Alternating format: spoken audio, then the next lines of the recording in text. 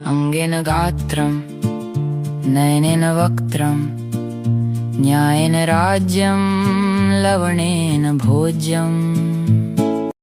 તો મિત્રો, આ સમગ્ર પ્રોટેસ્ટ દરમિયાન આ શ્લોક જે છે એ તમે વારંવાર સાંભળેલો છે। આ શ્લોક અત્યંત મહત્વનો છે અને તમે આ શ્લોક જે છે એને તમારી મેઇન્સ એક્ઝામની અંદર પણ લખી શકો છો।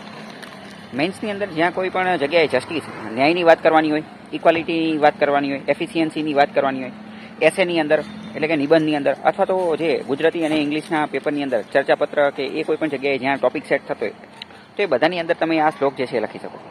આ શ્લોકનો મતલબ જે છે એ કંઈક એવો થાય છે કે જેવી રીતે અંગો ભેગા થઈ અને શરીર બનાવે છે, એટલે કે શરીર જે છે એ અંગો વગર નકામું છે, અંગેના ગાત્રામાં, અથવા તો બીજું એવું કહે છે કે આંખો એ ચહેરાને સુંદરતા આપે છે, અથવા તો ચહેરો જે છે એ આંખો વગર નકામો છે।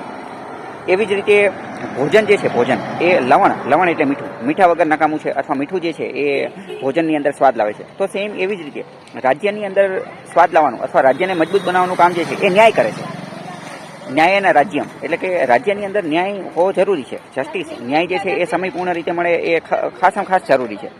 તો કોઈ પણ જગ્યાએ તમારે જસ્ટિસ ઉપર લખવાનું હોય તો એ બધી જગ્યાએ તમે આ કોટ, આ શ્લોક, આ સુભાષિત જે છે એનો ઉપયોગ કરી શકો છો। આનાથી તમે ઇન્ટ્રોડક્શન અથવા કન્ક્લુઝન જે છે એ આપી શકો છો।